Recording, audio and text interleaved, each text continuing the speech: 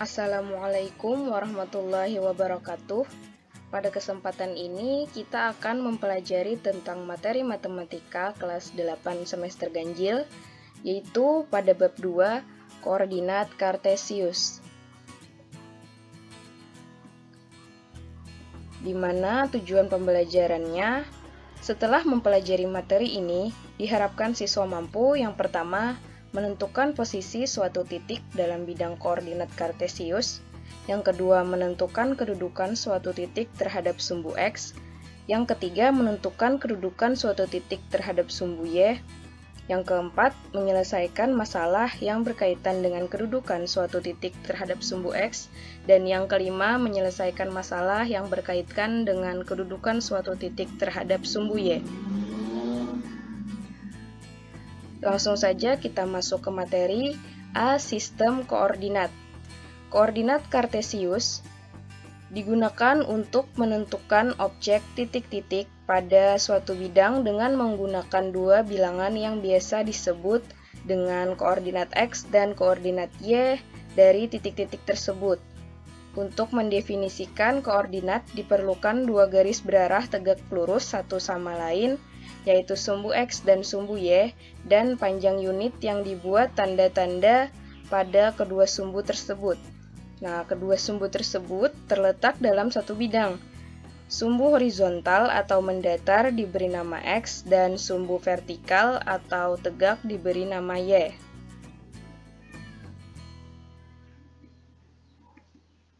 Kemudian, titik potong sumbu X dan sumbu Y disebut titik asal. Titik ini dinyatakan sebagai titik nol. Pada sumbu X dan sumbu Y terletak titik yang berjarak sama. Pada sumbu X, dari titik nol ke kanan dan seterusnya merupakan bilangan positif, sedangkan dari titik nol ke kiri dan seterusnya merupakan bilangan negatif. Dan pada sumbu Y, dari titik nol ke atas merupakan bilangan positif, dan dari titik nol ke bawah merupakan bilangan negatif. Untuk koordinat X disebut absis, dan koordinat Y disebut ordinat. Nah, selanjutnya ini adalah ilustrasi bidang koordinat kartesius, di mana seperti yang sudah dijelaskan tadi, ini memiliki dua sumbu, yaitu sumbu X atau yang horizontal atau mendatar, dan sumbu Y atau yang vertikal atau tegak. Nah, di mana di sini terdapat titik-titik yang sama panjangnya, yang jaraknya sama. Titik-titik diberi 1, 2, 3, dan seterusnya. Nah, di mana pada sumbu X ini dari titik 0 ke arah kanan dan seterusnya itu adalah bilangan positif. Sedangkan dari titik 0 ke arah kiri itu adalah bilangan negatif. Nah, begitu juga dengan sumbu Y. Dari 0 ke atas itu adalah adalah bilangan positif, dan dari 0 ke bawah adalah bilangan negatif. Kita lanjut. Nah, di sini ada bidang koordinat kartesius, di mana di sini ada dua contoh titik, yaitu titik P dan titik Q. Nah, di mana untuk penulisan koordinat bidang koordinat untuk koordinat titiknya, nah ini titik Q yaitu 2,3, di mana yang pertama kita tulis adalah koordinat X dan yang kedua itu koordinat Y. Nah, di sini koordinat X yang menandakan titik Q itu adalah di 2. Sedangkan koordinat Y adalah 3. Maka dari itu koordinat titik X, titik Q adalah 2,3. Nah, dalam bidang koordinat di samping, nah titik P memiliki koordinat negatif 2,1. Nah, di mana tadi koordinat titik X-nya min 2, ini titik P, koordinat titik X-nya di min 2 atau negatif 2, dan koordinat titik Y-nya di 1. Nah, koordinat titik Y-nya di 1. Maka dari itu, penulisan koordinat titik P yaitu P dalam kurung negatif 2,1. Nah, begitu juga dengan titik Q. Memiliki koordinat 2,3 dengan koordinat X-nya 2 dan koordinat Y-nya 3. Nah, di sini koordinat X-nya 2 dan koordinat Y-nya 3. Nah, posisi titik pada koordinat kartesius ditulis dalam pasangan berurutan X, Y. Ya, jadi kan tadi penulisannya X dulu baru Y. Bilangan X menyatakan jarak titik itu dari sumbu Y. Nah, jadi bilangan X ini, contohnya dari titik Q, 2, itu menandakan jarak titik tersebut, jarak titik Q terhadap sumbu Y. Nah, ini kan sumbu Y. Jaraknya itu berapa? 1, 2. Nah, jadi bilangan X-nya adalah 2. Nah, kemudian bilangan Y menyatakan jarak titik itu dari sumbu X. Nah, dan ini bilangan Y-nya 3. Menyatakan jarak titik Q terhadap sumbu X. Nah, ini kan sumbu X. Kita hitung jaraknya itu 1, 2, 3. Nah, jadi bilangan Y-nya adalah 3.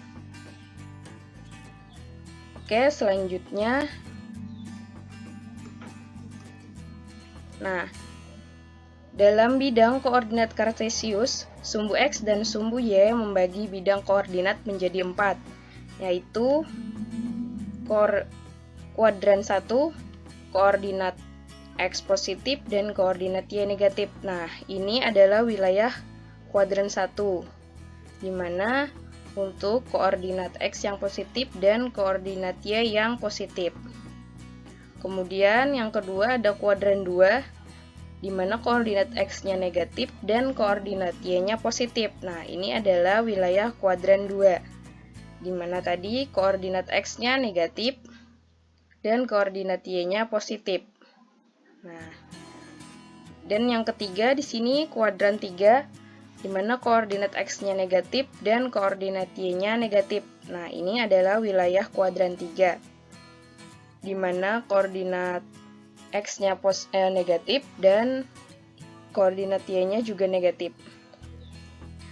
Kemudian kuadran 4, koordinat X-nya positif dan koordinat Y-nya negatif. Nah, ini adalah wilayah kuadran 4, di mana tadi koordinat X-nya positif dan koordinat Y-nya negatif. Baik, selanjutnya. Nah, di sini ada B menentukan posisi titik. Nah, yang pertama ada posisi titik terhadap sumbu X dan sumbu Y. Dan yang kedua ada posisi titik terhadap titik asal atau 0,0. Seperti yang sudah dijelaskan pertama tadi, titik asalnya adalah 0,0. Dan yang ketiga, posisi titik terhadap titik tertentu A, B. Dimana pada kesempatan kali ini kita mempelajari dulu yang pertama, yaitu posisi titik terhadap sumbu X dan sumbu Y. Nah, langsung saja perhatikan gambar ini. Di sini ada bidang koordinat kartesius dengan beberapa titik, yaitu ada A, B, C, D, E, F, dan G dan H. Nah, di mana dari gambar ini dapat ditulis posisi titik-titik sebagai berikut. Nah, yang pertama titik A, berjarak 3 satuan dari sumbu Y. Nah, kita lihat titik A, ini sumbu Y, jaraknya adalah 1, 2, 3. Nah, jadi titik A itu berjarak 3 satuan dari sumbu Y. Nah, tulis aja 3 satuan, maksudnya itu 3 satuan jarak. Jadi, kita tulis aja 3 satuan jarak antara titik A terhadap sumbu Y. Nah, dan 6 satuan dari sumbu X. Nah, ini titik A dan ini sumbu X. Kita hitung jarak antara titik A terhadap sumbu X 1, 2, 3, 4, 5, 6. Nah, jadi titik A berjarak 6 satuan dari sumbu X. Kemudian titik B, yaitu berjarak 4 satuan dari sumbu Y dan 4 satuan dari sumbu X. Nah, kita lihat ini titik B. Dari sumbu Y itu berjarak 1, 2, 3, 4 satuan, dan dari sumbu X berjarak 1, 2, 3, 4 satuan juga. Nah, begitu juga dengan titik C berjarak 4 satuan dari sumbu Y dan 3 satuan dari sumbu X. Nah, ini titik C 4 satuan dari sumbu X, 4 satuan dari sumbu Y, dan 3 satuan dari sumbu X.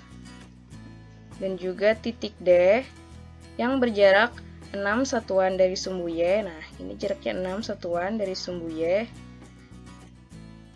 dan 5 satuan dari sumbu X, dan 5 satuan dari sumbu X. Nah,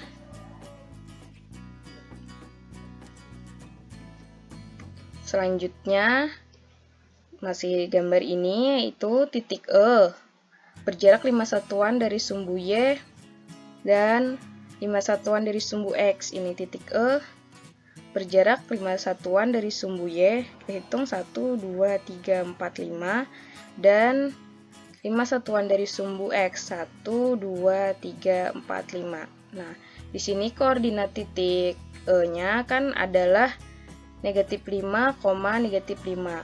Nah, jaraknya tetap kita tulis 5 karena jarak itu tidak mungkin negatif. Nah, kalau menentukan jarak itu pasti positif bilangannya. Tapi kalau ditanya koordinat titik E itu berarti negatif 5, negatif 5. Tapi kalau ditanya jarak titik E terhadap sumbu X misalnya, yaitu 5 saja, tidak negatif 5.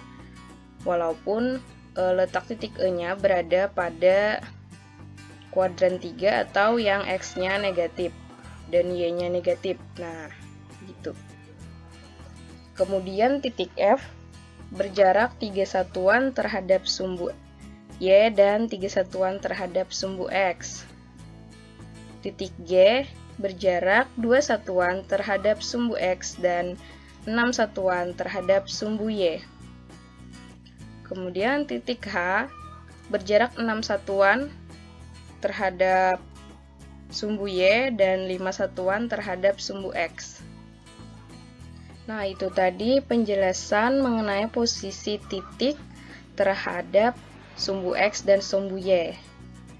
Nah, untuk pembahasan selanjutnya yaitu posisi titik terhadap titik asal 0,0 dan posisi titik terhadap titik tertentu A, B akan kita lanjutkan pada video pembelajaran berikutnya.